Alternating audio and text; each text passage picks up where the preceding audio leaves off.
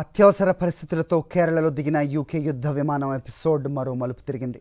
20 రోజుల తర్వాత మరమ్మతుల విషయంలో యూకే నిపుణులు చేతులెత్తేశారు. చివరికి పార్ట్స్గా విడదీసి తీసుకెళ్లాలని నిర్ణయించారు. గత నెల ఇండో యూకే నేవీ విన్యాసాల్లో పాల్గొన్న EF-35B విమానంలో సమస్య తలెత్తడంతో జూన్ 14వ తేదీ అర్ధరాత్రి దాటిన తర్వాత తిరువనంతపురం ఎయిర్పోర్ట్లో అత్యవసరంగా ల్యాండ్ చేశారు. అప్పటి నుంచి అది అక్కడే ఉండిపోయింది.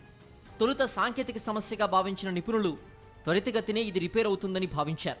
అయితే ఇంధనం తక్కువ ఉండడం, ప్రతికూల వాతావరణం కారణంగానే ఇది ల్యాండ్ అయిందని తర్వాతే తేలింది. ల్యాండింగ్ అనంతరం హైడ్రాలిక్ స్నాగ్ అనే లోపం తలెత్తడంతో అది గాల్లోకి లేవలేదు. అప్పటి నుంచి CISF సిబ్బంది విమానానికి నిరంతర భద్రత కల్పించారు. అలాగే IAF లాజిస్టికల్ సహాయం అందిస్తూ వచ్చింది.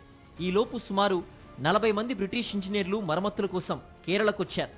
కానీ సమస్య పరిష్కారం కాలేదు. అయితే చివరికి నట్లు బోల్ట్లు ఊడదీసి తిరిగి బ్రిటన్కు తరలించనున్నారు. ఇందుకోసం అతిపెద్ద C-17 గ్లోబ్ మాస్టర్ రవాణా విమానాన్ని భారత్కు తీసుకురానున్నట్లుగా తెలుస్తోంది. ఫైటర్ జెట్ భాగాలను విడదీసి తరలించేలా ఏర్పాట్లు చేస్తోంది.